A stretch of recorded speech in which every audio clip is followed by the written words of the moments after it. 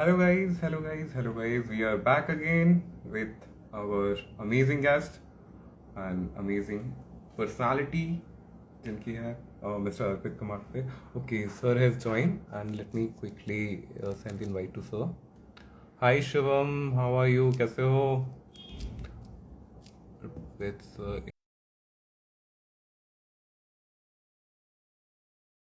Okay.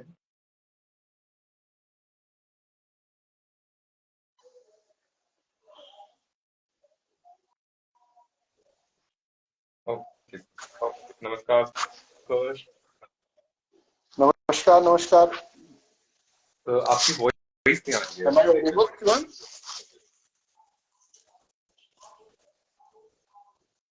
Sir एक बार कुछ बोलो क्या? आपकी वॉइस आई गेस शायद आ नहीं रही है. Hello. Am I audible? Hariom. Sir आपने म्यूट तो नहीं किया है कहीं देखिए. नहीं नहीं, मैं आपको सुन रहा हूँ शिवान. आपकी वॉइस मुझे क्लियर आ रही है. Let me try again. आपकी वॉइस है, एक बार म्यूट करके अनम्यूट करके देखिए. Okay okay.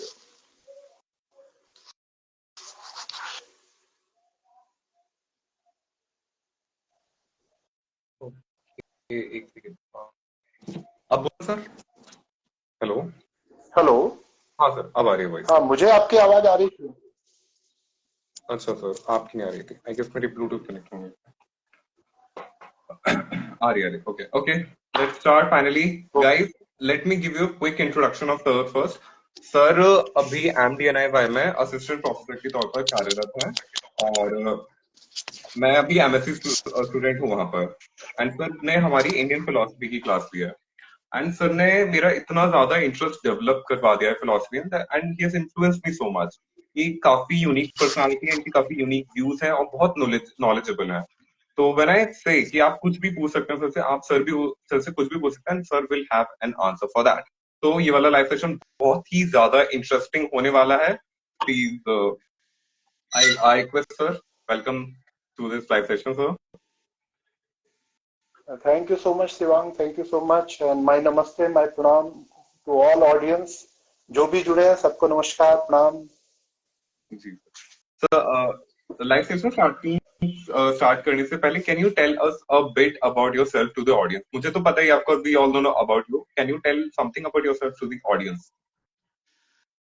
Okay, so audience के लिए मेरा ब्रीफ इंट्रोडक्शन यही है. एज ऑलरेडी शिवांग ने बताया, now I am working in Morarji Desai National Institute of Yoga as a assistant professor, and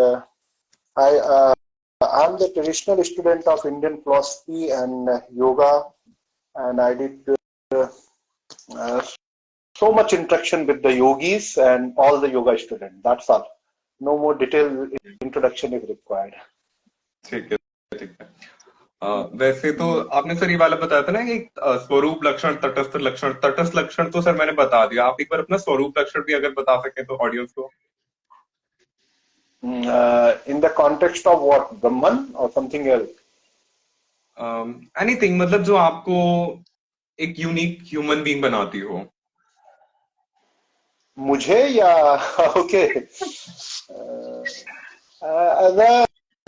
मतलब यूनिक तो by birth everybody is unique, but हम इस कॉन्टेक्स्ट में कह सकते हैं कि यूनिक है कि मुझे लगता है कि जो हमारे शास्त्र हैं, स्पेशली उपनिषद हैं, भगवत गीता है, योग वासिष्ठ है और योग सूत्र है, तो इन सब का आज भी एज इट इज रिलेवेंस है. बस हमें मतलब मैं अपने लिए सोचता हूं कि हमें उसको पढ़ने, समझने और मॉडर्न टर्मिनोलॉजी में उसको चेंज करने की आवश्यकता है. तो मेरी जो इंटायर लर्निंग एंड टीचिंग की प्रोसेस है, उसमें मैं यही चाहता हूं कि मैं खुद भी उसको उस तरीके से पढ़ूं, समझूं, डिस्कस करूं और मैं अपने स्टूडेंट्स को भी ऐसे प्रिपेयर करूं कि एक एक वर्ड, एक एक जो वाक्य है, एक एक श्लोक है, उसको एक कंटेम्प्रेरी सेंस में समझना और उसकी कंटेम्प्रेरी एक्सप्लेनेशन करना, जिससे जिसको हम आउटडेटेड लिटरेचर कहते हैं, जो रियल में आउटडेटेड नहीं है, उसको आउटडेटेड बनाया जाए. तो मेरा इंटायर यूनिकनेस या फोकस यही रहता है कि कैसे हम अपने लिटरेचर को और इतने वंडरफुल लिटरेचर को आज के टाइम में बिल्कुल अलाइव और यूजफुल बना सके. Okay. Okay, sir. Let us start the live session with the first question. सबसे ज्यादा हार्ड हिटिंग क्वेश्चन जो सभी के जिंदगी में कभी ना कभी आया है, सब लोगों ने अपने जिंदगी में ये क्वेश्चन किया गया. What is the meaning of life? What is my purpose here? आप भगवत गीता का सहारा ले शिवांग, सकते हैं, आप अपने एक्सपीरियंस का भी सहारा ले सकते हैं. सबसे पहले तो सब लोग ये जानना चाहते हैं कि मतलब हमारा जन्म ही क्यों हुआ, हम इस धरती पे आए क्यों, हमारा पर्पस क्या है. तो अगर हम देखें तो कहते हैं कि दो पर्पस है हमारा. एक है भोग, दूसरा है अपवर्ग. भोग का मतलब है कि अगर हम बेसिक देखें कि हमारे जन्म का मूल कारण क्यों, हम यहाँ पर क्यों आए, तो उसके एक थ्योरेटिकल आंसर ये है कि शायद हम एक series of birth and death के हैं, तो उसके कंटिन्यूएशन में हम आ गए. दूसरा है कि जो एक फंडामेंटल क्वेश्चन आता है कि हमारा जन्म क्यों हुआ, तो कई बार कहते हैं कि उसका एग्जैक्ट रीजन नहीं पता, लेकिन एक बार हम यहाँ पर आ गए तो फिर पर्पस को ढूंढना बहुत इजी हो जाता है. तो टेक्निकली हम लोग उसको कहते हैं भोग एंड अपवर्ग के लिए. भोग का मतलब to enjoy, to explore this world. अपवर्ग का मतलब we self satisfy and have experience of that thisness, that supremeness. तो बेसिक फंडामेंटल यही है कि भोग और अपवर्ग is the purpose of this life. लेकिन भोग और अपवर्ग मतलब कि भोग इज गाइडेड बाय अपवर्ग, अपवर्ग इज गाइडेड बाय भोग, तो एक दूसरे को सपोर्ट करते हैं. तो इस तरीके से हम समझ सकते हैं कि शायद हमारी जर्नी है, जो चाहे हम मतलब अपने लिटरेचर पे 100% बिलीव करें ना करें, लेकिन हम अपने बिहेवियर से, अपने थिंकिंग से आइडेंटिफाई कर सकते हैं कि हमारी जर्नी जो है, जो हमारा ये जन्म हुआ है, ये अभी स्टार्ट नहीं हुआ, ये बहुत पहले से चला आ रहा है. और कब तक चलेगा हमारे पास कुछ भी नहीं पता. लेकिन अब अगर इस लाइफ के फ्रेमवर्क में हम देखें तो हम ये देखते हैं कि इस लाइफ के फ्रेमवर्क में जो हमारे पास लाइफ है, वो हर मतलब जब हम सुबह सो के उठते हैं शाम को सोने तक, हर दिन का आपके पास एक पर्पस, एक गोल होता है. अब एक होता है जिसको हम लोग कहते हैं परम प्रयोजन, जिसको कहते हैं अल्टीमेट गोल. लाइफ का एक अल्टीमेट गोल अगर हम बिल्कुल ऑर्डिनरी पर्सन की तरह देखें तो हमारी एक पर्टिकुलर टाइम में हमारा बर्थ हुआ, जन्म हुआ, उसके बाद हमारा थोड़े हम बड़े हुए, जब हमारी अवेयरनेस डेवलप हुई, 3 साल 5 साल 7 साल, सबके अलग अलग है कि जिसके पास फर्स्ट मेमोरी होगी. उसके बाद फिर हमने जो हमारे यहाँ सेट पैटर्न, हमने एजुकेशन ली, उसके बाद हम जॉब के लिए जाते हैं, जॉब के बाद शादी करते हैं, शादी करने के बाद फिर कुछ दिन तक लाइफ सस्टेन करते हैं. फिर धीरे धीरे धीरे धीरे धीरे क्या होता है कि हम अपनी नेक्स्ट जनरेशन को जो कुछ भी हमारे पास रहता है उसको पास ऑन करके, और हम मतलब तैयारी तो कोई भी नहीं करता, लेकिन धीरे धीरे हम इस वर्ल्ड से एग्जिट कर जाते हैं. अब ये आता है कि इस लाइफ के पहले और इस लाइफ के बाद क्या होगा. अगर हम देखें तो योग में सब जगह बड़े डिटेल में बताया गया, लेकिन अगर हम समझे कि मान लो हम बहुत लेमन की लैंग्वेज में कहें तो हम बिलीव ना करें कि इससे पहले भी कोई लाइफ थी, इसके बाद भी कोई लाइफ है, तो कम से कम इस लाइफ का पर्पस वही कि जो भी करके आपको एक तरह से सेटिस्फैक्शन मिले, एक संपूर्णता मिले, और जिसके लिए आपको रिग्रेट ना करना पड़े, वो सारी चीज लाइफ की पर्पस हो सके. तो बेसिकली सर, अगर समराइज किया जाए तो हम इस दुनिया में आ चुके हैं. कैसे आए हैं वो अभी थोड़ा सा, अगर कोई नया इंसान है तो उसके लिए चलो उसे साइड में रख देते हैं विषय को. अब आ गए हो तो या तो आप भोग कर लो, विलास कर लो, अपनी पंच इंद्रियों को तृप्त कर लो, आप अच्छा अच्छा देख लो, सूंघ लो, खा लो, आपके पास ये वाला ऑप्शन है. दूसरा, अगर आप इससे और भी ज्यादा चाहते हो तो आप अपवर्ग के रास्ते में जाते हो, जो हमारे शास्त्र जिसका पूरा रास्ता दिखाता है. बिल्कुल. Okay sir. Okay sir. अपवर्ग का अगर शिवांग हम सिंप्लीफाइड कर दें, क्योंकि ये टेक्निकल टर्म है. अपवर्ग का मतलब एक तो जो हम मोक्ष, मुक्ति, लिबरेशन कहते हैं वो है.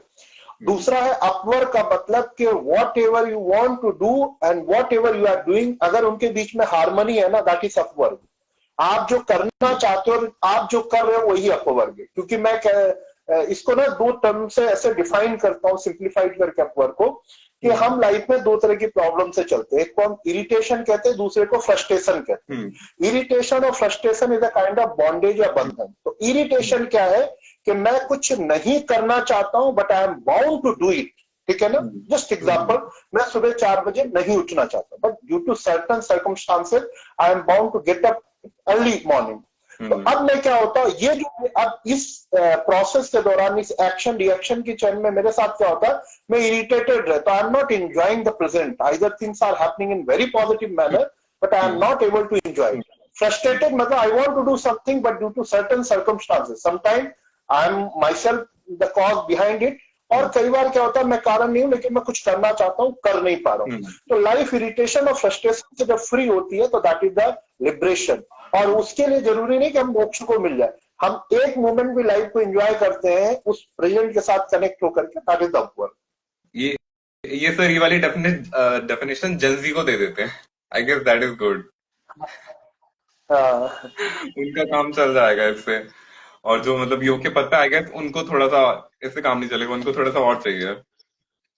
हाँ, ठीक है मतलब मैंने पहले कहा ना, यूनिकनेस का मतलब है कि आप अपनी टर्मिनोलॉजी को ऐसे प्रेजेंट करें, ऐसे कम्युनिकेट करें कि सबकी वो डिमांड है। जी सर। जैसे अपवर्क टेक्निकली कई बार लगता है कि आउटडेटेड है, इवन योग वालों को भी जो मतलब ट्रेडिशनली पढ़ रहे हैं, समझ रहे हैं, उनको लगता है कोई सिचुएशन है और किसी एल्स के लिए हो, हमारे लिए नहीं। लेकिन जब हम उसको सिंप्लीफाइड करते हैं तो फिर पता चलता है कि नहीं, ये मेरे लिए ही है और मुझे इसमें इन्वॉल्व होना। आई थिंक इस काम में सर सदगुरु ने बहुत ही ज्यादा अच्छा रोल प्ले किया है कि जितने भी ट्रेडिशनल नॉलेज को दी है, जब पहले उनको नया कोई भी आदमी सुनता है तो उनको उसके दिमाग में आता है कि वाओ क्या बात कह रहे हैं। बट लेकिन अगर किसी अगर ऑलरेडी एक स्क्रिप्चुरल बैकग्राउंड रहा होगा, जिसने थोड़े भी शास्त्र पढ़े होंगे, ही वुड अंडरस्टैंड कि वो सही बोल रहे हैं, बट वही रीपैकेज बात को रीपैकेज करके बोल रहे हैं। Definitely definitely. जी sir. Okay sir, next question. मुझे तो पता है इसका आंसर क्या होगा, बट स्टिल कुछ लोगों ने पूछा है, डज गॉड एग्जिस्ट? ओके, सो जब भी मुझसे ये प्रश्न पूछा जाता है कि गॉड का एग्जिस्टेंस है, तो मैं एक काउंटर क्वेश्चन पूछता हूं कि गॉड का एग्जिस्टेंस नहीं है, अगर ये आपके पास डाटा है देन पूरा डिस्कशन खत्म। अब प्रॉब्लम ये आती है ना कि हम गॉड की एग्जिस्टेंस पे क्वेश्चन क्यों करते हैं, due to limitation of our mind, our senses.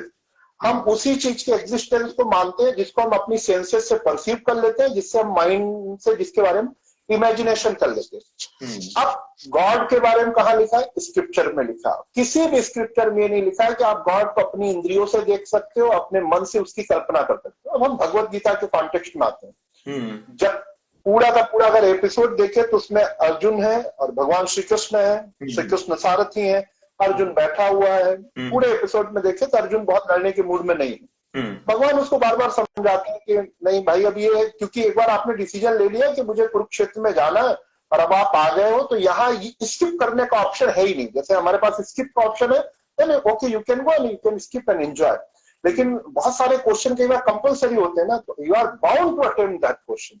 तो उस कॉन्टेक्स्ट में क्या हुआ कि भगवान बार बार कहते रहे, लेकिन अर्जुन नहीं माना, क्योंकि अर्जुन की दृष्टि में भगवान इज ऑर्डिनरी पर्सन। तो सबसे बड़ी एज ए ह्यूमन बीइंग हमारी प्रॉब्लम ये है कि हम अपने आप को, चाहे हम रियल में बहुत बड़े हो या ना हो, हम समझते हैं कि अगर दुनिया में कोई सबसे समझदार, द मोस्ट इंटेलिजेंट पर्सन है, मोस्ट प्रैक्टिकल पर्सन, वो मैं। जैसे ही हम ये सोच लेते हैं, हमारा माइंड ऑक्यूपाइड हो जाता है, कंफाइंड हो जाता है, फिर दूसरा कितनी अच्छी भी एडवाइस दे रहा हो हम उसको नहीं मानते। तो यही कॉन्टेक्स्ट चलता रहा। बाद में कई बार उन्होंने, मतलब जब गीता को, हम भगवत गीता को डिटेल पढ़ते हैं, भगवान कृष्ण कहते हैं कि मैं तो इस सब जगत को बनाने वाला हूँ, मिटाने वाला हूँ। तो अर्जुन की बातों से ऐसे लगता है कि वो बहुत इंटरेस्टेड नहीं, उसको लगता है कि ऐसे ही कह रहे हैं। तो फिर 11वें अध्याय में जब वो सच में अपने आप को विश्वरूप दर्शन, जो कॉस्मिक फॉर्म में प्रकट करते हैं, तो उसके पहले वो अर्जुन को दिव्य चक्षु देते हैं, एक विशेष प्रकार की चक्षु देते हैं जिससे देखा जा सके। तो सारा का सारा डिस्कशन है कि ऑर्डिनरी सेंसेस और माइंड से God can not B perceive. अब परसीव नहीं हो सकता तो उसकी एग्जिस्टेंस और नॉन एग्जिस्टेंस पर हम डिबेट ही नहीं कर सकते। क्योंकि अगर आप कहते हो गॉड है, तो अगेन जब मैं फिलॉसफी पढ़ाता हूं तो कहता हूं इफ का मतलब ये कि आप एग्जिस्टेंस उस पर मानते हो। अब वो एग्जिस्टेंस उसके पॉजिटिव मैनर में या नेगेटिव मैनर में, दैट इज डिफरेंट। तो my personal opinion, there is existence of God, but to experience, to perceive that God, we need something extra ordinary power of the senses or mind, which can be acquired with the yoga practice.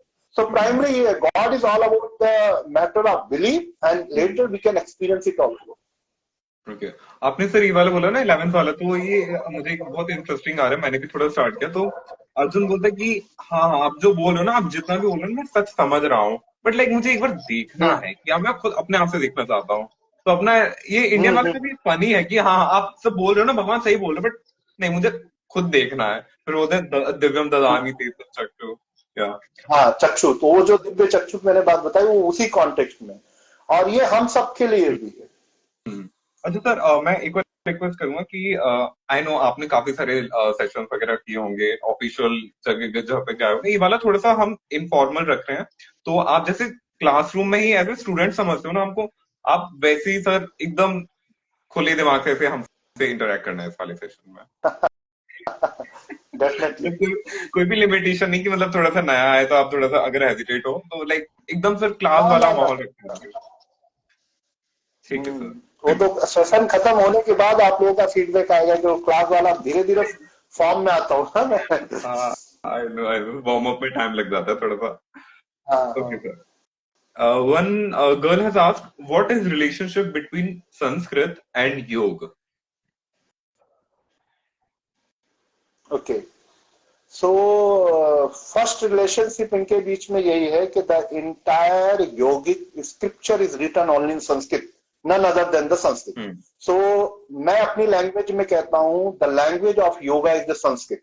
अगर आपको योग को समझना है, योग basically तीन form में है, शास्त्र के रूप में, साधना के रूप में, समाधान के रूप में। शास्त्र, योग शास्त्र मतलब योगा फिलॉसफी, योग साधना मतलब योगा प्रैक्टिसेस, योग समाधान मीन्स योगा थेरेपी। तो कहते हैं जब तक आप शास्त्र नहीं पढ़ेंगे और उस शास्त्र की फिर अभ्यास नहीं करेंगे, जिसको हम साधना कहते हैं, तब तक आप समाधान नहीं कर सकते। सबसे पहले अपनी फिजिकल फिटनेस, जिसको हम हठ सिद्धि के प्राइमरी लक्षण कहते हैं, वो आपके नहीं होंगे, और फिर जब तक आप उन चीजों को अचीव नहीं करते तो आप दूसरों के लिए बहुत इफेक्टिव नहीं रहोगे। तो बेसिक जो रिलेशन है कि योग के शास्त्रीय स्वरूप को, मतलब कह सके जो क्लासिकल, जो ट्रू नेचर ऑफ योगा है, उसको समझने के लिए संस्कृत की बेसिक अंडरस्टैंडिंग इंपॉर्टेंट है। तो इस तरीके से हम ये कह सकते हैं कि जो संस्कृत है that is the language of the योग। मतलब आज हमारे पास आप जाइए तो सारे बुक्स का आपको ट्रांसलेशन मिल जाएगा, हिंदी में, इंग्लिश में, तो हमें लगता है ऊपर जो लिखा है ठीक लिखा होगा। लेकिन अभी भी एक बड़ा चैलेंज है योग के टेक्स्ट का ऑथेंटिक ट्रांसलेशन। और बहुत सारे ऐसे ट्रांसलेशन है जिनमें हमें, क्योंकि ट्रांसलेशन में प्रॉब्लम ये होती है शिवांग, कि ट्रांसलेटर वही ट्रांसलेट करता है जो उसकी अपनी अंडरस्टैंडिंग हो।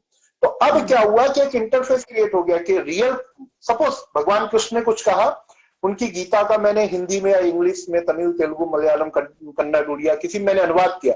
अब मैंने अनुवाद किया जो भी मेरी अंडरस्टैंडिंग, अब सेम चीज जब आप इसको ट्राई करोगे तो आप क्या करोगे, आपकी जो प्री अंडरस्टैंडिंग उसी के अकॉर्डिंग आप उसका ट्रांसलेशन करोगे। तो संस्कृत और योग में हम यही कह सकते हैं कि Sanskrit is the language of the योग। इससे सर मुझे ये भी याद आ गया, सत्य प्रकाश जी सर जब हम लोग का प्रैक्टिकल ले रहे थे ना, तो फिर एक कोई बच्चा श्लोक बता रहा था, तो सर पूछते हैं कि कहाँ से पढ़ा बेटा, तो बोलते sir Bihar school of yoga से पढ़ा। तो फिर मेरी अंडरस्टैंडिंग थी बिहार स्कूल ऑफ योगा काफी लाइक ऑथेंटिक, सर का रिस्पॉन्स आता है वो तो और भी गई है, मतलब इन द सेंस कि of course Bihar school of yoga की बुक्स बहुत पॉपुलर है, उन्होंने लैंग्वेज को बहुत ही सिंप्लीफाई किया, but still they have grammatical inaccuracies in translating the श्लोक। So I guess उस कॉन्टेक्स्ट में भी संस्कृत बहुत ज्यादा इंपॉर्टेंट प्लेयर रोल प्ले करती है। Okay sir, I am Gaurav Rai. जी सर बोलिए बोलिए। हाँ, मैं इसमें शिवांग यही जोड़ता हूँ कि अगर आपको बेसिक अंडरस्टैंडिंग संस्कृत की है ना, तो आप उसको क्या कर सकते हैं, आप उसको फिल्टर कर सकते हैं। आपने कुछ पढ़ा, आपको पता चल गया ये वर्ड जो लिखा है गलत है, इसका सही स्पेलिंग या सही वे ये है लिखने का। तो बेसिक नॉलेज तो मस्ट, क्योंकि ये हमेशा ध्यान रखिए, कई बार हम ना टेम्पररी पॉपुलैरिटी गेन कर लेते हैं कि हमने कुछ आसन दिखा दिए, कुछ प्राणायाम दिखा दिए, कुछ हमने थेरेपी बता दी, बट लॉन्ग टर्म में जब भी आपको सस्टेन करना होगा तो आप सस्टेन तभी करेंगे जब आपके पास ऑथेंटिसिटी होगी। ऑथेंटिसिटी तब आएगा जब आपने ऑथेंटिक स्क्रिप्चर को एक्सप्लोर किया होगा, और उसको एक्सप्लोर करने के लिए आपको दो चीज चाहिए, एक तो लैंग्वेज चाहिए, दूसरी कंटेंट की अंडरस्टैंडिंग चाहिए। तो कंटेंट मान लो कई बार आपकी समझ भी अगर लैंग्वेज नहीं है ना, तो लेवल ऑफ कॉन्फिडेंस डेवलप नहीं हो पाएगा। Knowledge, presentation, expression is all about कि लेवल ऑफ कॉन्फिडेंस आपका कितना है।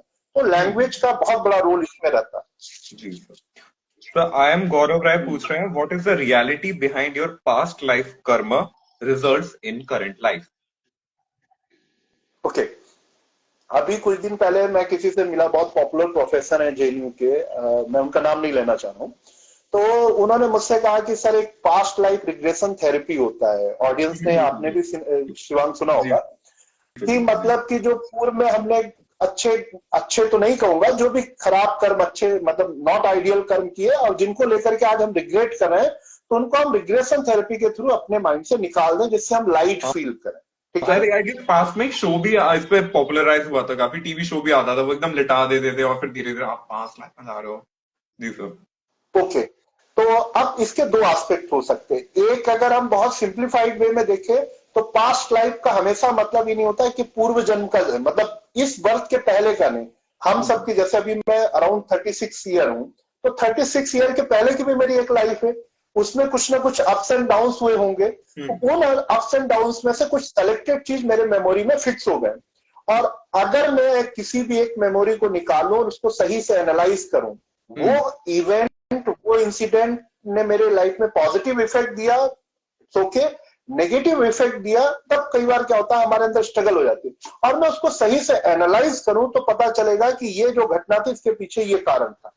अब फिलोसफिकली हम इसको कैसे सॉल्व कर सकते हैं कि वो घटना, मतलब वो जो पास्ट का इवेंट हो, मेरे प्रेजेंट में कितना इन्फ्लुएंस डाल रहा है, पहली चीज ये। और इन्फ्लुएंस डाल रहा है तो उसमें मैं उसको कैसे करेक्ट कर सकता हूँ। देखो, पास्ट के हर चीज का प्रेजेंट इफेक्ट होता है। मैं इसको जब टेक्निकली कहता हूँ कि अगर हम बीएससी योगा का एग्जांपल लें, बीएससी योगा 3 साल का प्रोग्राम, जैसे आप फर्स्ट ईयर में आपने एग्जाम दिया, आपके जो परसेंटेज है वो 85%, ओके। आप सेकेंड ईयर में आए, आपने एग्जाम दिया और आपका परसेंटेज है 95%। अब आप थर्ड ईयर में आए, आपने एग्जाम दिया और आपका परसेंटेज है 100%। लेकिन बीएससी का जो टोटल परसेंटेज होगा that will be not 100, less than 100, है ना, 85, 90 और 100 मिलाकर। तो इसी तरीके से हम जो कुछ, जैसे मान लो अभी मैं आपसे बात कर रहा हूं, मैं योग फिलॉसफी की बात करूं, योग थेरेपी की बात करूं, योग साधना की बात करूं, तो इसमें मैं जो कुछ भी कह रहा हूं, तो ऐसा तो नहीं कि अभी मैंने सब प्रिपेयर किया होगा, तो सब मेरे मेमोरी में और प्रेजेंट में जितना इंटरेक्ट कर पा रहा हूं उसमें पास्ट का रोल है। कई बार वो पॉजिटिव वे में, कई बार वो नेगेटिव वे में। तो डेफिनेटली पास्ट हमारे प्रेजेंट को इन्फ्लुएंस करता है और उसका इम्पैक्ट रहता है। Moving on, how do I live happily in this world? Okay, मतलब कि हम खुश कैसे रह सकते हैं, यही कहना चाह रहे हैं? जी सर। सो दो टर्म है, एक होता है सब्जेक्टिव, दूसरा होता है objective. Happiness is all about the collection of likes and dislike, कि जिसको हम लोग अपने योग में राग और द्वेष कहते हैं। तो सर्टेन कुछ चीजों से हम नेचुरली उसको लाइक करते हैं, बहुत सारी। अगर आप अपनी लाइक्स को एनालाइज करें तो आप देखेंगे आपने अवेयर होकर के वो लाइक्स डेवलप नहीं किया, वो ड्यू टू सर्टेन रीजन वो डेवलप हो गए। कुछ आपके अंदर डिसलाइक नेचुरली डेवलप हो गए। अब अगर हम देखें तो उसको हम लोग क्या कहते हैं, आत्मानुकूलम सुखम, कि अगर आपके अकॉर्डिंग, मतलब जो आपकी लाइक्स है, अगर वही वैसी सराउंडिंग्स, वैसे वर्ड्स, वैसे एक्शंस, वैसे बिहेवियर, वैसे फ्रेंड आपको मिलते रहे तो आप क्या रहेंगे, प्रसन्न रहेंगे। और अगर वैसे नहीं मिलते तो आपकी डिसलाइक की कैटेगरी में उनके साथ आपका इंटरेक्शन होता रहेगा तो आप दुखी रहेंगे। आत्मानुकूलम सुखम, आत्म प्रतिकूलम दुखम, बहुत सिंप्लीफाइड है। तो सुखी होने का मतलब है कि आप जैसा चाहते हैं वैसा हो। अब एक तो ये है कि अगर आप भाग्यशाली, जिसको हम कहते हैं कि एक व्यक्ति है जो जैसा चाहता है वैसे उसके लाइफ में हो रहा है, हम उसको कहते हैं कि तो बहुत भाग्यशाली, लकी पर्सन है। दूसरा ये है कि वो जैसा चाह रहा वैसा नहीं हो रहा है, वो दुखी रहता है, तो हम कहते हैं यार आप तो, आपके साथ तो बड़ा दुर्भाग्य है। बट प्रॉब्लम ये नहीं है, प्रॉब्लम ये है कि life is all about the, हम इसको कैसे कस्टमाइज कर सकते हैं, उस पर अल्टरेशन कैसे कर सकते हैं। सपोज मेरे एग्जाम्पल लेते हैं, not true, just hypothetical example. मैं एक एडमिनिस्ट्रेटर बनना चाहता हूँ और मैं टीचर बन गया। अब टीचर बनने के बाद क्या हुआ, जो मैं काम करना चाहता था, पॉलिसी बनाना चाहता था, पॉलिसीज को इंप्लीमेंट करना चाहता था, और अलग अलग अलग अलग लेवल के काम करना चाहता था। अब ना मेरे पास एज अ टीचर ना तो पॉलिसी बनाने की कोई पॉसिबिलिटी है, ना पॉलिसी को इंप्लीमेंट करने की कोई पॉसिबिलिटी है। अब ना तो मैं पॉलिसी बना रहा हूं ना इंप्लीमेंट कर रहा हूं, तो अब क्या होगा, आत्म प्रतिकूल हो गया, जैसा मैं चाहता था वैसा नहीं हो रहा, तो मैं दुख को प्राप्त करने लगूंगा, मैं दुखी होने लगूंगा। लेकिन अगर मैं इसी को जस्ट सपोज अपोजिट कर दूं कि मैं जो चाह रहा था वो नहीं हुआ, लेकिन अब जो हो रहा है उसको मैं अपनी चाह बना दूं, इसका मतलब ये नहीं कि मैं अपने आप को सेटिस्फाई कर दूं बहुत लिमिटेड के साथ, लेकिन एटलीस्ट उस मूवमेंट को एंजॉय करने के लिए, अपने आप को सुखी बनाने के लिए, सामान्य सा जो सीक्रेट है कि हमेशा आपकी, मतलब विश के अकॉर्डिंग, आपकी डिजायर के अकॉर्डिंग चीजें प्रोसीड करें। मैं नॉट 50-50, 60-70, वो उसी से हम डिफरेंशिएट कर दें। तो हम एज ए ह्यूमन बीइंग अपने आप को अल्टर कर सकते हैं। और हैप्पी होने का सबसे अच्छा सूत्र ये है कि जो भी क्षण जिस रूप में आपके पास आए, आइदर आपके कारण हुआ, आपका डायरेक्ट इन्वॉल्वमेंट था, या आपके कारण नहीं हुआ, उसको एक्सेप्ट करने की अगर एक्सेप्टेंस आ जाए ना प्रेजेंट की, तो that is the key of the happiness according to me. Okay sir. Sir dreamer this side बोल रहे हैं, सर इवन द बूम टाइम, बूम मतलब गर्भ time memory is inbuilt in a foetus, so past life regression में हम उसे भी डील करते हैं क्वेश्चन मार्क, बिकॉज वो हमारी पर्सनालिटी को बनाने में रोल को प्ले करता है। डेफिनेटली डेफिनेटली करते हैं, डेफिनेटली, इसमें कहीं कोई डाउट नहीं है जो इन्होंने कहा ना। हाँ ये यस और नो में आंसर चाहते हैं तो डेफिनेटली। ठीक है ठीक। सर आई एम गौरव राय पूछ रहे हैं, if we are unaware about past karmas then how can I correct those karmas? Okay, कि मतलब उन्होंने बहुत सिंपली और बहुत अच्छी चीज पूछी कि मैंने पास्ट में क्या क्या गलत किया। तो पास्ट में मैंने कहा ना, अगर पास्ट लाइफ इस बर्थ के पहले की है तो वो आप अभी अज्यूम कर लीजिए कि आपने सही किया गलत किया, उसका सबसे पहला आउटकम होता है कि आपका किस सर्कमस्टांसेस में आपका जन्म हुआ, वो डिपेंड करता है, उसी के अकॉर्डिंग पूरी लाइफ चेंज हो जाती है। कि भाई मैं एक ऑर्डिनरी पर्सन क्या हुआ या अंबानी क्या हुआ, तो लाइफ का पूरा पर्सपेक्टिव चेंज हो जाता है। किसी बेसिक चीज के लिए मेरी स्ट्रगल होगी, लेकिन वहां बेसिक चीज की कोई स्ट्रगल नहीं। दूसरे नंबर पे, अगर उसको आप भूल भी जाए, इस लाइफ में अगर आपने कुछ ऐसा पास्ट कर्म किया जो आपको लगता है मिस्टेक थी, अब उस मिस्टेक को आप करेक्ट कर सकते हैं, देन पुट योर बेस्ट। अगर आप करेक्ट नहीं कर सकते, जस्ट लीव इट, उसको हम कहते हैं पास ऑन हो जाने दीजिए, कि ठीक है वो होना था, हो गया मेरे से, मैं ना होता तो कोई और हो जाता, तो उसका ये। तो करंट में हम अपने कर्मास के बारे में अवेयर रहते हैं। दूसरा, हमारे यहाँ देखो, अगर हम बहुत टेक्निकल जाए ना, तो हर चीज को, जैसे आज भी हम कहते हैं ना कि आपसे कोई बहुत बड़ी गलती हो गई, कुछ कंपनसेशन दे दो, हमारे यहाँ प्रायश्चित है। तो प्रायश्चित के लिए देखो, योग सबसे बेस्ट है, दैट इज द मेडिटेशन। आप जितने ज्यादा मेडिटेशन में रहेंगे, जितने ज्यादा ध्यान का अभ्यास करेंगे ना, आपकी मेमोरी धीरे धीरे शिथिल हो जाएगी, और जैसे जैसे वो शिथिल होंगे ना, तो धीरे धीरे धीरे धीरे वो पास्ट कर्मा रिलीज हो जाएगा। क्योंकि हम जितना उनको अटेंशन देते हैं, जितनी अवेयरनेस देते हैं, उतने वो इफेक्टिव होते रहते हैं। मतलब वो प्रेजेंट में इन्वॉल्व होकर के हमारे डिसीजन को, हमारे वर्ड्स को, हमारे एक्शंस को, हमारी थिंकिंग को चेंज करते हैं। तो वो पॉजिटिव सेंस में, नेगेटिव सेंस में, दोनों है।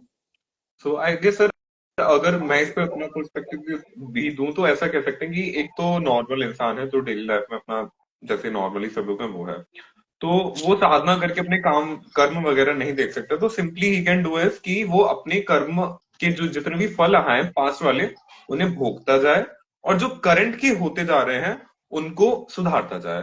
तो इवेंचुअली धीरे धीरे विदाउट एनी एफर्ट उसकी सारी जो पास्ट की बुरे अच्छे जैसे भी कर्म होंगे उनके फल मिलेंगे, वो नष्ट हो जाएंगे, और जो करंट वाले हैं वो तो आप ठीक कर ही रहे हो, तो वो भी आपके बैलेंस आउट हो जाएंगे। और अगर फिर आप नेक्स्ट दूसरा वाला योग साधना में आते, तो योग साधना में तो आपका फिर तो वो अलग ही फिर टॉपिक चला जाएगा, काफी वाइड सा, वो तो डिटेल इसी में। ओके, इसमें इसमें शिवांग, मैं ये एड ऑन करना चाहूंगा कि देखो, हमारे योग सूत्र में बड़ा इंटरेस्टिंग फैक्ट लिखा हुआ, हेयम दुखम अनागतम, ठीक है ना। What ever you did now it is gone. What is in your control, your present and your future. तो कहते हैं कि आप ऐसा कोई काम मत करो जिससे आपके भविष्य में कोई दुख आने वाला हो। तो पास्ट लाइफ रिग्रेशन आपसे नहीं हो रहा, छोड़ दो उसको, लेकिन भविष्य में आप ऐसा पास्ट क्रिएट मत करो, प्रेजेंट में ऐसा पास्ट क्रिएट मत करो जिसके लिए आपको रिग्रेट करना पड़े। सही बात, सही बात, सही बात है। ठीक है, next question, how do the Gita's teaching on detachment apply to modern life? Okay, actually मुझे लगता है कि जो गीता के लिए बहुत पॉपुलर टर्म महात्मा गांधी ने भी दिया, वो है अनासक्ति योग। अब प्रॉब्लम ये है कि सबसे पहले जो, जिसको हम अपने लाइफ की प्रॉब्लम कहते हैं कि हमारा सबसे अटैचमेंट रहता है। मैं कहता हूं सिर्फ अटैचमेंट नहीं रहता, हम एडिक्टेड है हर चीज का। अगर आप 2 टाइम खाना खाते हो ना, वो भी एक एडिक्शन है। वो कब पता चलता है? जब फास्ट करते हैं। तो अनासक्त होने के लिए क्या करना पड़ेगा? तो देखिए, गीता के अनुसार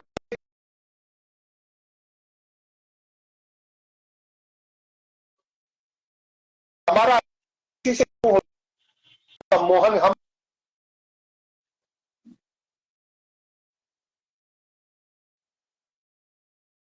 हिप्नोटाइज है। जैसे हम एग्जांपल दें, मेरे हाथ में भी एक ये पेन है।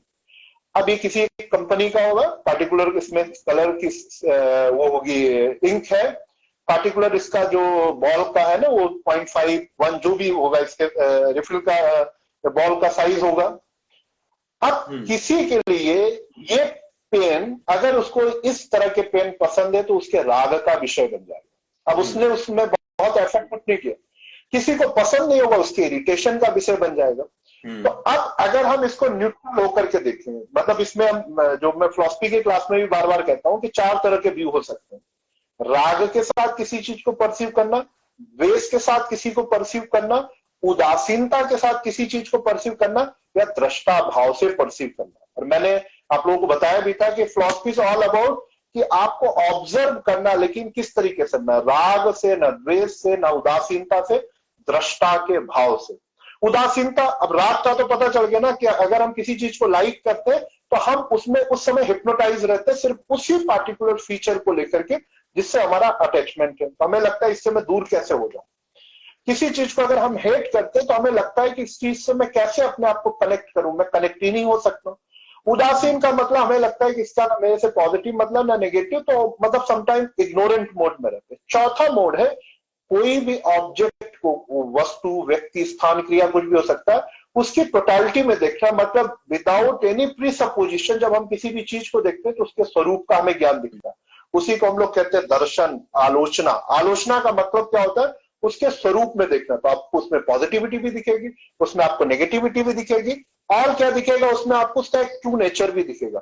तो आसक्ति को कम करने का या खत्म करने का गीता का जो सबसे है ना, कि हमें एक self aware observation experience mode develop करना पड़ेगा, जो इंटायर फिलॉसफी भगवत गीता की इसके ऊपर दिखता है। क्योंकि पूरा जो गीता का आरंभ वो आसक्ति से ही, क्योंकि अर्जुन कह रहा है मैं इन लोगों से नहीं लड़ सकता। किससे? कौरवों से। क्यों? क्योंकि ये मेरे मामा, ये चाचा, ये फूफा, ये करके, तो ये आसक्ति है। अच्छा, रियल में कोई किसी से कोई रिलेशन नहीं, सबकी अपनी इंडिविजुअल एग्जिस्टेंस है, सिर्फ किसने, मेंटल लेवल पे हम ऑक्यूपाइड। लेकिन जब कृष्ण उसको बताते हैं कि एक ये कुछ ऐसा नहीं है, ये तो बहुत दिन से आ रहे जा रहे, तो फिर धीरे धीरे धीरे उनकी आसक्ति कम होती है, मतलब धीरे धीरे उनकी सेल्फ अवेयरनेस बढ़ती है, तो उनका जो हिप्नोटाइज स्टेट है वो खत्म होता है। तो बाई नेचर हम सब हिप्नोटाइज हैं, बट प्रॉब्लम क्या है कि हम उसको एक्सेप्ट करने के लिए तैयार नहीं। That's all from my side. Okay sir. Sir एक बड़ा सा फनी सा क्वेश्चन आया था कि मतलब वैसे तो कोई प्रिपेयर नहीं, बट मैंने सोचा कि चलो पूछ ही लेते हैं कि एक इंसान ने पूछा कि ये बोला जाता है कि भगवत गीता में हर चीज के हमें आंसर मिल जाते हैं, मैं अपना हेयर फॉल कैसे कम करूं? गीता के पास ये आंसर है क्या? यस यस यस, ये सबसे अच्छा क्वेश्चन मुझे लगता है शिवांग आज का। मैं ऐसे ही क्वेश्चन ढूंढ रहा था, क्योंकि अगर जिस दिन हम लोग इन सब चीजों पे बात करने लगेंगे ना, तब मुझे लगता है गीता, भगवत गीता ज्यादा इंटरेस्टिंग हो जाएगी।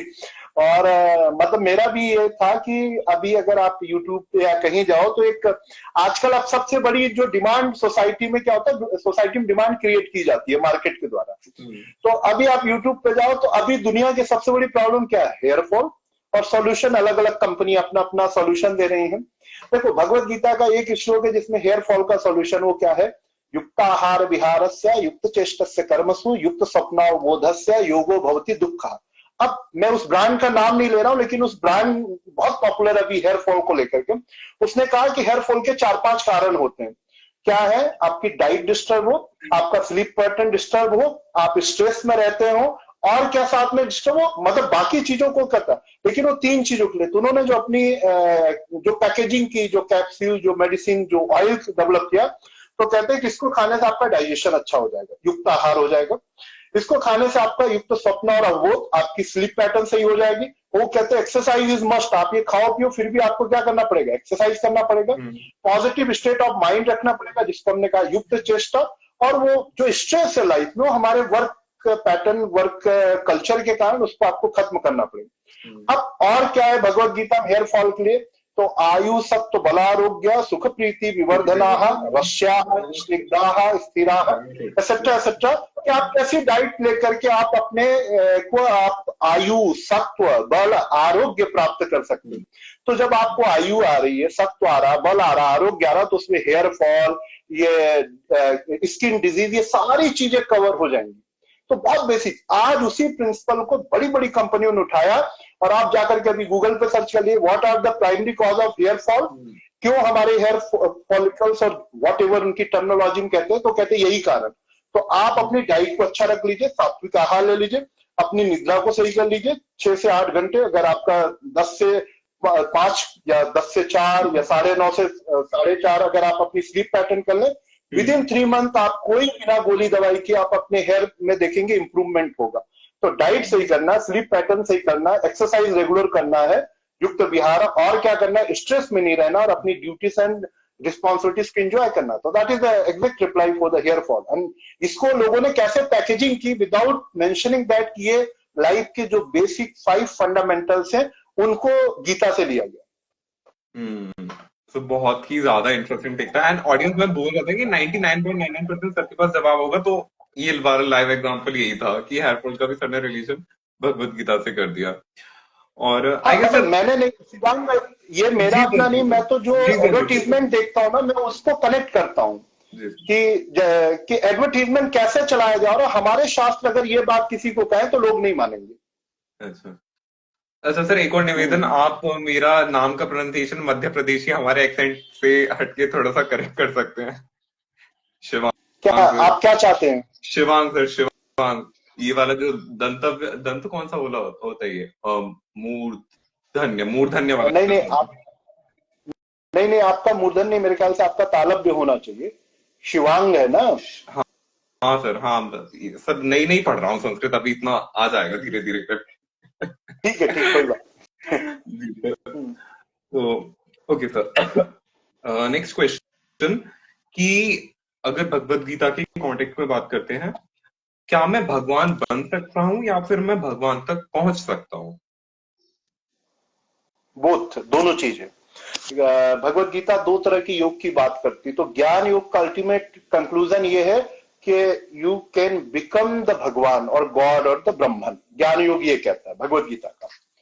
भक्ति योग कहता है कि you can connect yourself with the supreme self. तो दोनों चीज पॉसिबल है through the Bhagavad Gita. If you are following the jnana yoga, there are certain philosophy, certain belief, certain practices, you can become, मतलब अहम ब्रह्मास्मि you can declare, that is the outcome of the jnana yog. But भक्ति योग में आप ब्रह्म नहीं बन सकते, आप उसके साथ कनेक्ट हो सकते हैं। अच्छा, भगवान बनना क्यों है? सबसे पहले बेसिक क्वेश्चन ये होना चाहिए कि हमें भगवान क्यों बनना है? हम मनुष्य बन के खुश नहीं है क्या? नहीं सर, मनुष्य बन के तो किसी भी चीज में खुश नहीं है। थोड़ा भगवान आ जाएगा ना तो लाइक मैं अच्छा नहीं लग रहा है, ये इनविजिबल कर देते हैं, हटा देते हैं तो थोड़े भगवान बन जाएंगे, पावर्स आ जाएंगी। मतलब हम मिरेकलस पावर चाहते हैं इसलिए भगवान बनना चाहते हैं, या हमें लगता है कि हम बहुत कुछ एक्स्ट्राऑर्डिनरी कर पाएंगे इससे भगवान? अगर क्लैरिटी आ जाए ना कि हमें क्यों भगवान बनना है, तो पहले हम एक्सप्लोर करेंगे कि मनुष्य बन के वो सारे काम कर सकते कि नहीं तो फिर देयर इज अ डेफिनेटली, बिल्कुल, इसको हम लोग संस्कृत में कहते हैं अजिम्मा राज पद्धति, हाईवे है भगवान बनने का। That is not difficult. कौन सी पद्धति? उसका प्रॉब्लम यह है ना, हर व्यक्ति फिर क्या होगा, एक तरह से वो बच क्रिएट हो जाएगा और सब लोग कहेंगे मैं भगवान बनने के लिए भी ट्राई कर रहा हूँ। Okay sir. गौरव राय का ही एक और क्वेश्चन है, in general life if we are liking something but we know that we will not get the thing in future, then should we disclose our interest feeling toward that thing is important or just let it be ignored? इसको और simplified करो थोड़ा इस question. मुझे भी नहीं आया, मैंने पढ़ के बता दिया आपको। बट ये क्योंकि वो मैं खुद लिखने का प्रयास कर रहा हूँ कि उन्होंने पूछा क्या, तो उसी हिसाब से ब्रेक करके उसका आंसर दूं तो मुझे लगता है ज्यादा इफेक्टिव होगा। तो धीरे धीरे पढ़िए, मैं उसको। In general life if we are liking something but we know that we will not get this thing in future, then should we disclose our interest feeling toward that feeling is important or just let it be ignored? आप, मैं उनसे बोल रहा हूँ गौरव राय, आप अपना question refresh कर दीजिए थोड़ा सा क्लियर करके। इसमें थोड़ा सा पल्ले मुझे तो नहीं पड़ा, मुझे समझ में आ रहा है, बट वो इतना ज्यादा स्ट्रक्चर कर दिया ना हेयर देयर फोर करके कि वो एग्जैक्टली मुझे क्लिक नहीं कर रहा है। बट विल ट्राई, एक बार क्वेश्चन आता है तो फिर online. Okay, sir. Next question, sir. What is the relationship between ज्योतिष एंड योग, और उनके बीच में अगर है भी या नहीं है, और अगर है तो क्या है? ओके, देखो, सबसे पहले ज्योतिष हमारे जो 6 वेद के अंग हैं, शिक्षा, कल्प, व्याकरण, निरुक्त, छंद, ज्योतिष, ठीक है? तो ये वेद के 6 अंग है। मतलब अगर आपको वेद को समझना है थ्योरिटिकली, फिलोसफिकली और उसका प्रैक्टिकल अप्रोच करना है तो आपको ज्योतिष का ज्ञान होना मस्ट है। ज्योतिष का ज्ञान क्या है आज के टाइम में, हम कह लें तो गूगल मैप, और बड़े में कहें तो मतलब जितना कुछ हमारी अपनी अंडरस्टैंडिंग हो टाइम और स्पेस के कॉन्टेक्स्ट में है ना, तो टाइम के मूवमेंट के अकॉर्डिंग, मतलब जैसे जैसे प्लेनेट में धीरे धीरे धीरे धीरे धीरे धीरे गति होती है उसके अकॉर्डिंग सर्टेन चेंजेस होते हैं। अब आते हैं बात, तो ज्योतिष एक हमारा वेदांग है, वेद का अंग है, ठीक है ना, जैसे आप शिवांग हो ऐसे वो वेदांग है। दूसरे नंबर पे ज्योतिष और योग का क्या रिलेशन है, तो देखिए दो तरीके से हम करते हैं। अगर हम बहुत पार्टिकुलर कन्फाइंड वे में सोचें तो योगा थेरेपी में ज्योतिष का बड़ा योगदान है। क्यों योगदान है? क्योंकि ज्योतिष के मतलब वो प्लेनेट के डिफरेंट डिफरेंट पोजीशन के कारण हम उसके कैलकुलेशन इंटरप्रिटेशन से ये पता कर सकते हैं कि आने वाले टाइम में इस व्यक्ति को किस तरह की डिजीज हो सकती है। ओके, अगर किसी व्यक्ति का थ्योरेटिकल नॉलेज बहुत अच्छा तो उसका इंटरप्रिटेशन ऑलमोस्ट 90 to 95% एक्यूरेट होगा। अब जिसको हम लोग क्या कहते हैं, pre stage of the disease, तो ज्योतिष के द्वारा ये पता कर सकते हैं कि चूंकि इसके प्लेनेट की पोजीशन ऐसी है तो इसको आने वाले टाइम में ये प्रॉब्लम हो सकते हैं। इसलिए क्या करना चाहिए, इसको इस तरह के यौगिक अभ्यास अभी से शुरू कर देना चाहिए, ठीक है ना, जैसे प्री डायबिटिक जैसे कॉन्सेप्ट है ना, तो इस तरह से हमारे मेजर जो डिजीज या डिसऑर्डर्स होने वाले होते हैं उनका इंडिकेशन रहता है। तो एक तो ये रिलेशन। दूसरा रिलेशन बेसिकली क्या है कि अगर हम योग सूत्र पढ़े ना तो कहते हैं कि जब आप नाभि पर अपने ध्यान को लगाते हैं, अपने कंठकूप पर लगाते हैं, अपने आज्ञा चक्र पर, अलग अलग जगह विभूति पात में और इन सब जगहों पे उसका डिस्क्रिप्शन, तो आपको इसका ज्ञान हो जाता है, तारा व्यू का, चंद्र ज्ञान हो जाता है। तो बेसिकली ज्योतिष वो सारी चीजों का कैलकुलेशन प्रेजेंट करता है कि जो आपने साधना करके अचीव किया वो सही है या गलत है। तो कह सकते हैं कि हम योग के द्वारा जो ज्योतिष की किताबों में लिखा है वो उस अवस्था में पहुंच करके, जब व्यक्ति ध्यान की उस परम अवस्था में पहुंचा तो जितनी भी चीजें है ना वो फ्यूचर भी देख पा रहा, पास्ट भी देख पा रहा। इस तरह से ज्योतिष और योग इंटरलिंक है। कई बार हम कह सकते हैं ज्योतिष द आउटकम ऑफ द योग और योग इज द आउटकम ऑफ ज्योतिष। अब इस चीज को सिंपल कहने में कोई दिक्कत नहीं है कि ज्योतिष इज द आउटकम ऑफ योग, मतलब जब व्यक्ति योग की साधना की उच्च अवस्था में पहुंचा तो उसने कोई, उनके पास इंस्ट्रूमेंट नहीं थे। आज हम लोग अलग अलग इंस्ट्रूमेंट्स है ना, सबकी मूवमेंट देखते हैं, सबका डिस्टेंस बताते हैं कि नहीं ये साहब इसकी एज इतनी होगी है, उनके पास कुछ नहीं था। वो साधना में पहुंचे, उन्होंने कर दिया और हजारों साल तक कैलकुलेशन करके हमारे सामने रख दिया। वो हमें अब हमारे सामने मिलता है कि आने वाले टाइम में ये होगा वो होगा। देखिए ज्योतिष के 2-3 रूप हैं और अब तो ज्योतिष इतने प्रकार में आ गया कि हर वर्ड में मैनिपुलेट हो जाता है टाइम के साथ। जैसे योग भी है, अब योग कितने प्रकार आ गए कि जो ओरिजिनल योग है, जो मतलब रियल योग है, वो लोग सरप्राइज है because they are not neglected. Marketing में, पैकेजिंग में वो उस तरह से नहीं है क्योंकि उनके पास कुछ कह सकते हैं मैनिपुलेट करने के लिए नहीं है, कुछ उनके पास कुछ छुपाने के लिए, अननेसेसरी चीजों को एक्सप्रेस करने की पावर नहीं, इसलिए वो धीरे धीरे धीरे धीरे आउटडेटेड होते गए। लेकिन बाद में एक टाइम जब स्ट्रगल होगा, जब मान लो सारे हार्मफुल सिचुएशन दिखने लगे तो सब लोग क्या कहेंगे, उनको क्या प्रॉब्लम हुई, अच्छा उनको तो ये फिजिकल डिजीज हो गई, क्यों? क्योंकि योग करते थे। बट क्या, कौन सा योग करते थे, क्या प्रैक्टिस करते थे, वो सर्टिफाइड प्रैक्टिस थी, नहीं थी।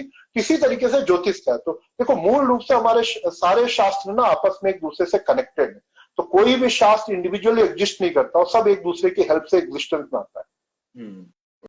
और बहुत सारे अभी मेरे ख्याल से लाल बहादुर शास्त्री जो राष्ट्रीय संस्कृत यूनिवर्सिटी है वो एक ज्योतिष और योग में एक सर्टिफिकेट कोर्स भी ऑफर करती है। तो उसमें ऐसा नहीं कि उसमें रीडिंग मटेरियल, उसमें थ्योरेटिकल प्रैक्टिकल सारी चीजें अवेलेबल। अच्छा हाँ सर, ये वाला क्वेश्चन हमारी जो, जी सर, हाँ बोलिए बोलिए सर।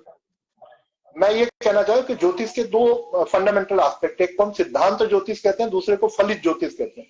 तो योग दोनों से कनेक्टेड है। कुणाल मिश्रा भी सर यही रिलेटेड क्वेश्चन पूछ रहे थे कि ज्योतिष की रियल नॉलेज कहाँ से पढ़नी चाहिए। देखो सबसे पहले कोई भी ज्ञान है, ज्ञान के 2 ही स्रोत में है, एक है गुरु, दूसरा है ग्रंथ, मतलब टीचर और टेक्स्ट। तो अभी आज के टाइम में ऑथेंटिक टीचर कौन है, जिसको यूनिवर्सिटी अपॉइंट करती है। यूनिवर्सिटी अपने 1 महीने से लेकर के पीएचडी तक के कोर्स ऑफर करती है। तो जो भी, जिस भी यूनिवर्सिटी में आपके पास ज्योतिष डिपार्टमेंट, आप जाकर के अगर आप सबसे पहले बिगिनर्स का कोर्स करिए, 1 महीने, 3 महीने, 6 महीने, जो भी आपको सूट करता है। उसके बाद फिर अब आपको डिपेंड करता है ना कि एक तो होता है कि हमें बेसिक पता चला, उसी में हमें पॉपुलैरिटी होगी। इन डेप्थ करना तो फिर आपको यूजी पीजी करना पड़ेगा, इसीलिए हमने सारी यूनिवर्सिटियां खोल के रखी। तो कहाँ से ऑथेंटिक नॉलेज हो? जो ऑथेंटिक यूनिवर्सिटी है, जैसे मैंने Lal Bahadur Shastri national Sanskrit university, Tirupati Sanskrit university, ये ऑथेंटिक प्लेसेस हैं जहां से आप जाकर के ज्योतिष को सिस्टमेटिकली सीख सकते हैं। Okay sir. Next question Yashasvi ने पूछा है, importance of what is the importance of 7 chakras and how they affect in our life? Importance क्या है, तो देखो मेरी अपनी अंडरस्टैंडिंग इसको लेकर के, चक्रास को लेकर के ये है कि हमारे 3 लेयर ऑफ एग्जिस्टेंस हैं अदर देन द आत्मा। पहले को हम कहते हैं स्थूल शरीर, जो पंच महाभूत से बना हुआ, विच इज विजिबल ग्रॉस। उसके अंदर जाते हैं तो सूक्ष्म शरीर है, जो पंच प्राण से बना हुआ है, और उसके अंदर जाते हैं कारण शरीर है, जिसको हम अंतःकरण इत्यादि भी कहते हैं। तो अब ये तीनों शरीर एक ही शरीर के अंदर है, लेकिन तीनों का अलग अलग टाइम हमें एक्सपीरियंस होता है। जब हम जागृत अवस्था, अवेकनिंग स्टेट में रहते हैं, तो हम सारी एक्टिविटीज अपने फिजिकल बॉडी से करते हैं। फिजिकल बॉडी से जब हम एक्टिविटी करते हैं तो हमारे लिमिटेशन, जैसे मैं दीवार के उस पार जाना हो तो दीवार में से मुझे वो क्या चाहिए, गेट चाहिए, तभी उस पार जा सकता हूँ, सीधे नहीं जाना। लेकिन जो सूक्ष्म शरीर, जब हम ड्रीमिंग स्टेट में रहते हैं, तो हम जितनी मूवमेंट करते हैं, मतलब जो भी घटनाएं हमारे साथ हो रही हो, रियल में हो रही होती। मतलब अगर आज आपने ड्रीम में देखा आप यूएसए में थे, आप सच में यूएसए में थे, लेकिन किस बॉडी के साथ? अपने सूक्ष्म शरीर के साथ। उसके अंदर जाते तो कारण से। तो अब जो सूक्ष्म शरीर, उसका जो स्ट्रक्चर है, जो पूरा का पूरा तंत्र योग है, वो सूक्ष्म शरीर के लिए।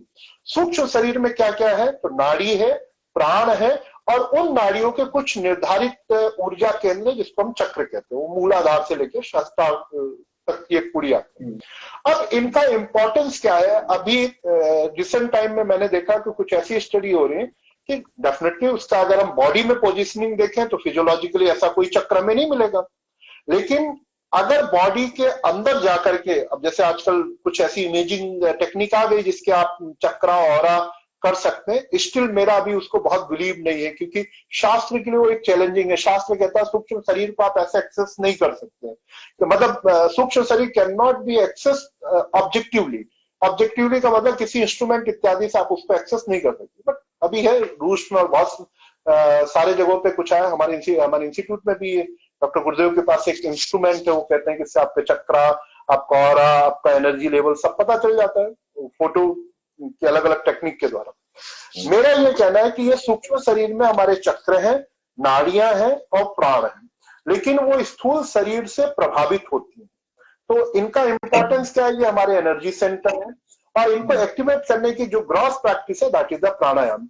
क्योंकि प्राणिक एनर्जी जब आपकी एक्टिवेट होती है, प्राणिक एनर्जी एक्टिवेट करने का बेसिक है अपनी जो ब्रीदिंग पैटर्न, अगर वो आपकी करेक्ट है, आपका इनहेलेशन एक्सहेलेशन एक्यूरेट है, वैसे भी जब हम ब्रीदिंग पैटर्न करेक्ट रहता है तो माइंड पॉजिटिव रहता है, हम एनर्जाइज रहते हैं। तो उस तरीके से हम इस चीजों को समझ सकते हैं। ओके, ये बोल रहे हैं, आई एम गौरव राय, इन्होंने क्लियर किया क्वेश्चन कि in general everyone likes or is willing to have something or someone in their life. However, if we know there are negative chances of obtaining those things in the future due to current scenario, तो हम continue इन्होंने इतना ही खत्म करते। तो आप ये बोलना चाह रहे हो गौरव कि आप इसे कंटिन्यू करो कि नहीं करो?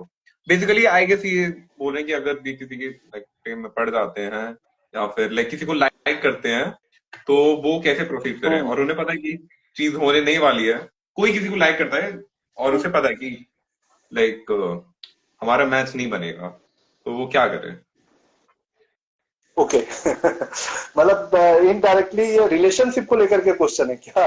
यस सर, आई थिंक ये पूछना चाह रहे हैं वो। अगर वैसा है तो मतलब एक तो ये है ना कि हम किसी को लाइक करते हैं, लेकिन हम अपनी लिमिटेशन के कारण ये समझ गए कि इनके साथ हमारी मैचिंग नहीं बनेगी, वो चाहे इकोनॉमिकल हो, इंटेलेक्चुअल हो, या कोई भी एक एस्पेक्ट के कारण, है ना।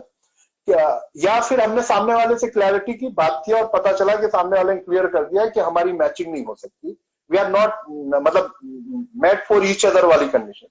तो अब ये पूछ रहे कि उनके साथ कंटिन्यू करें या ना करें। तो देखिए, एक अगर बिल्कुल आउट ऑफ बॉक्स सोचे ना, तो मैं उसमें बिलीव करता हूँ, और हमारा टेक्स्ट योग वासिष्ठ भी है, मतलब जो फिल्म में बहुत डायलॉग किए कि अगर आप किसी चीज को शिद्दत से चाहते हो तो पूरी कायनात उसको मिलाने में लग जाती है। अब सारी की सारी प्रॉब्लम वो आपके लिए फेवर में, अगेंस्ट में, अगर वो शिद्दत के लेवल का, शिद्दत का मतलब होता है वो गहन संकल्प किस स्तर पर, अगर आप किसी चीज को प्राप्त करना चाहते हैं तो प्राप्त होगी। तो अब इसमें दो लेवल पे काम करना, सबसे पहले अपने बिलीव को एक्सपेंड करना है और अपने अगर हमारा बिलीव और बिहेवियर करेक्ट हो गया तो हम अपने आप को एक्सपेंड कर सकते हैं। अब किस एग्जैक्ट किस कॉन्टेक्स्ट में पूछ रहे हो तो भी कहना, अब जैसे मतलब अब कुछ भी पॉसिबल नहीं है, कुछ भी इम्पॉसिबल नहीं, पहले नहीं है।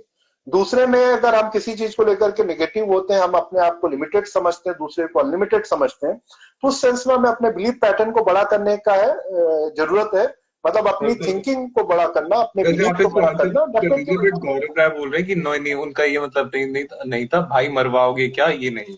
अच्छा गौरव राय आप फिनिश कर दीजिए, ये वाला क्वेश्चन बाकी लोगों का कुछ होगा, किसी का मन होगा तो फिर ये सर वो ये उनके काम में आ जाएगा। सर हाँ आप कंटिन्यू करिए। शिवम सर बोल रहे हैं किसी और का नाम लेके शिवांग खुद का पर्सनल क्वेश्चन पूछते हुए। नहीं शिवांग मुझे जेन्युइनली लगा। हाँ सर आप फिनिश करिए कायनात का वाला पूरे कंटिन्यू करिए। मतलब वो कि इट्स ऑल अबाउट कि मतलब कई बार हमें लगता है ना कि अगर पर्सन, मैं पर्टिकुलर रिलेशनशिप में कह रहा हूँ, तो अगर आपकी थिंकिंग बड़ी है, उससे एक पॉजिटिव वाइब आ रही, तो everything will be in your control, ठीक है ना, एक चीज है। लेकिन इसके लिए दृढ़ संकल्प चाहिए और उस संकल्प की ना दीर्घकाल निरंतरता चाहिए। जैसे आज मैंने कुछ सोचा, इमेजिन किया और वो फिर नहीं हुआ, तो मैं अपने आप संकल्प को तोड़ देता हूँ। अगर आप अपने संकल्प स्टक हो ना, तो यह तो प्रैक्टिकल किया गया एक्सपेरिमेंट है कि वो सारी चीजें आपके कंट्रोल में आ जाती है, लेकिन वो कितने दिन में आएगी नोबडी नो। तो जब तक संकल्प से सिद्धि तक आप नहीं पहुंचते, तब तक संकल्प से साधना की यात्रा आपकी चलनी चाहिए। वो अध्यात्म के लिए भी है, भौतिक जगत के लिए भी, कि संकल्प, साधना, समर्पण इक्वल टू सिद्धि। अच्छा वो गौरव राय क्लैरिफाई कर रहे हैं, मैं कह रहा हूँ अगर कुछ बनना चाहता हूँ इन जॉब, बट करंट सिनेरियो में एप्लीकेबल नहीं हूँ, तो मुझे उसे फॉलो करना है। तो करो भाई, ये तो बहुत अच्छी बात है। वही मैंने सारे कॉन्टेक्स्ट को लेकर के गौरव रिप्लाई दिया। सबसे पहले संकल्प, संकल्प के बाद साधना, साधना के बाद समर्पण, फिर सिद्धि अपने आप आएगी। लेकिन सिद्धि का टाइम फिक्स नहीं है कि आप कुछ चाह रहे हो वो आज ही मिलेगा, कल मिलेगा, 1 साल बाद मिलेगा, 10 साल बाद मिलेगा। वो यही एक यूनिकनेस इस वर्ड का। तो सक्सेस सबके लिए फिक्स नहीं है, मतलब 2+2=4 सबके लिए नहीं। वो आपको बहुत पर्सनल वे में जाकर के सोचना पड़ेगा। लेकिन अगर आपका संकल्प, मतलब हम लोग कहते हैं there must be goal, there must be planning, there must be determination to implement that planning until unless you are not able to achieve your goal। तो वही arise, awake and not stop, जो विवेकानंद जी का quotation, वो सब पे applicable. तो सारी चीज अपने संकल्प और विश्वास को लेकर के, अगर आपका संकल्प और विश्वास बड़ा है तो कर सकते। शिवम पूछ रहा है सर, जो हमारा आज का ऑर्गेनाइजर भी है, what parallels can be drawn between the Gita's discussion of the eternal soul and the potential for consciousness in AI, artificial intelligence? Okay, तो ये बेसिकली जानना क्या चाह रहा है कि इसके बीच में क्या कनेक्शन है, या उस समय क्या रहा होगा? सर इन सब के बीच में हम पैरेलल ड्रॉ करना चाहें कि कनेक्शन क्या बन सकता है, कि गीता का जो कॉन्सेप्ट है कि आत्मा, नित्य आत्मा, और ये जो एआई में जो कॉन्शियसनेस आ रही है, तो उनके बीच में क्या संबंध हम कुछ बैठा सकते हैं क्या? नहीं, मतलब ये क्वेश्चन अपने आप में सेल्फ आंसर्ड है कि एआई का मतलब ये आर्टिफिशियल, और हमारी जो आत्मा है वो आर्टिफिशियल नहीं है, not created by someone else, ठीक है ना। एआई की एक लिमिटेशन होगी, जैसे एक एआई टूल को लेकर के कहते हैं आजकल मेरे ख्याल से क्या है वो, चैट जीपीटी। तो मैंने क्लास में भी आप लोगों को बताया था कि हमारी एक फैकल्टी, जो मेरे फ्रेंड भी है हमारे एमडीएन में, तो उन्होंने कहा कि सर ना एक ऐसा ऐप आया है, ऐप या जो भी सर्च इंजन है, आप कोई भी टॉपिक डालो उसमें आपकी स्लाइड पीपीटी बन के आ जाती है। तो मैंने उनको 2-3 टॉपिक दिया, तो उसके बाद जो स्लाइड और पीपीटी बन के आई वो गुड फॉर नथिंग थी। वो इसीलिए क्योंकि वो डाटा एआई कहाँ से उठाएगा, वो गूगल से उठाएगा, उनका जो भी वर्चुअल स्पेस वहां से उठाएगा, वहां जो डाटा किसी ने डाला होगा वही उठ सकता है। तो एआई की हमेशा लिमिटेशन रहेगी, चाहे वो कितने बड़ा कर दे, वो मिरेकल भी कर देना, फिर भी वो लिमिटेड ही रहेगा। और जो सोल है, जो कॉन्शियसनेस है, वो इनफाइनाइट है। ये बेसिक डिफरेंस है। तो कभी भी हमें वो कवर नहीं है। देखो, एक तो होता है ना कि हम अपने आप को बंधन में डाल लें सारी ये टेक्नोलॉजी डेवलप करके, ठीक है, टेक्नोलॉजी डेवलप होती है तो उसका पॉजिटिव एस्पेक्ट ज्यादा होता है। ह्यूमन बीइंग को सरवाइव करना, उसको मेंटेन करना, मतलब लाइफ के लिए बहुत इजी हो जाता है, जैसे हमें कुछ भी जानना। लेकिन सबसे बड़ी प्रॉब्लम क्या आ जाती है कि वो किसी न किसी ह्यूमन बीइंग के द्वारा गाइडेड होगी। तो एआई को हम ये कह सकते हैं कि that is guided by the confined mind and the soul is the guided by the infinite mind. ये बेसिक डिफरेंस है। तो एक सादी शांत है, मतलब एक की बिगिनिंग और एंड है, एक की ना तो बिगिनिंग है ना तो एंड है, तो बिगिनिंगलेस और एंडलेस, ये बेसिक डिफरेंस है। Okay sir, very very beautiful answer. हमारा 1 घंटा हो गया है सर, 2-3 क्वेश्चंस और बचे हैं, तो ठीक उनको है। कवर कर लेते हैं। संस्कृत रिलेटेड है कि हाँ, व्हाट, इसमें आई गेस उल्टा दिख रहा होगा, what is the difference between री एंड ये वाला री एंड ये वाला रू, और इसका सही प्रोनाउंसिएशन क्या है? ये मेरे स्क्रीन पे भी दिख रहा होगा ये? तो दिख रहा है आपको? नहीं, अभी तक मुझे दिखा नहीं, मुझे तो और कुछ दिख रहा है, any effective sequence of pranayama for the practice, कुछ ऐसे लिखा हुआ अरे सर मैं दिखा रहा हूँ अपनी नोटबुक में। है। एक्चुअली आपकी भी स्क्रीन मुझे बहुत क्लियरली विजिबल नहीं है। अच्छा तो मैं सर डिक्टेट कर देता ओके, हूँ चलिए आप। हाँ, कि जो ऋषि वाला री होता है, और जो ओके। र पे लगा दो ऊ की मात्रा और र पे लगा दो ई की मात्रा, तो इन दोनों में इसका करेक्ट प्रोनाउंसिएशन क्या होगा और इनमें डिफरेंस क्या होगा? देखो, रा में ई लगा के हम री बोलते हैं, ठीक है ना? तो अब बेसिकली हमारा जो पैलेट है जिसको हम तालु और मूर्धा कहते हैं, तो रा, शा और री, मतलब हम जो संस्कृत का सेंटर वो है ऋतु, रसाणा, मूर्धा। तो चाहे ऋषि वाला री बोलिए, ऋषि वाले री में थोड़ी सी टंग ज्यादा ट्विस्ट रहती है, ज्यादा मुड़ी रहती है, री वाले में थोड़ी सी कम ट्विस्ट रहती है।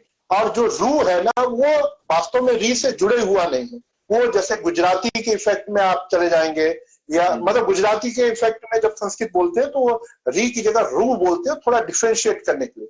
तो ऋषि के री में थोड़ी सी हमारी टंग ज्यादा ट्विस्ट रहती है। और दूसरा शब्द अगर हम जैसे रिजवान शब्द ले लें, रिजवान में जल्दी ऋषि वाला नहीं रहता, राख ऊपर ही। तो उस रीति रिवाज वाले में जो री है, तो उसमें क्या रहता है, वो थोड़ा सा नीचे, मतलब बहुत माइनर डिफरेंस है उच्चारण के समय। तो री, री मतलब जब टंग को आप पूरा फोल्ड करके बोलेंगे तो ऋषि का री निकलेगा, और जब थोड़ा सा कम फोल्ड करके बोलेंगे तो री होगा। री, री, री, री, री, री। तो जैसे श में श बोलते हैं तो जीभ हमारी यहाँ पर एड करती है, और श बोले तो ऊपर एड करती है, तो वैसे ही री में थोड़ी सी आगे और हाँ, देखो तीन तरह के शा है ना। तो पहला क्या है, सा, सा। दूसरा श, श। तीसरा श, श। तो अब मैंने पहले बार सा बोलते समय अपनी टंग को अपने टीथ से टच किया, सा, सा, सा, सा, सम्मान। दूसरे वाले में मैंने जो शक्कर वाला, तो अब क्या करूंगा, टीथ से थोड़ा ऊपर ले जाऊंगा, श, श, श। और तीसरे वाले में ऋषि वाला सा जब मैं बोल रहा हूं, श, श, श। ये तीन टंग के मूवमेंट है बेसिकली। किसी को हम लोग सिंपल लैंग्वेज में कैसे करते हैं, आप बोलिए ता, चा, टा, ता, चा, टा। अब जब आप ता बोल रहे हैं तो ऑटोमेटिकली आपकी टंग जा रही है आपके टीथ के पास, ता। दूसरे समय चा बोल रहे हैं तो थोड़ा सा ऊपर चलेगी, और टा बोल रहे हैं तो पूरी कर्व हो गई। तो इसी तरीके से तीनों, तो पहला जो इसको मैंने कहा सम्मान का जो सा है वो दंत सा है, शक्कर का जो सा है वो तालव्य है, और ऋषि का जो सा है वो मूर्धा है। Okay sir, okay. तो गाइज अगर आपका कोई भी क्वेश्चन हो तो आप पूछ सकते हैं, और इसके बाद हम लोग ये वाला लाइव सेशन एंड करेंगे। किसी के पास कोई क्वेश्चन हो तो he can answer, he can ask it. I think सभी के क्वेश्चंस आंसर हो चुके हैं।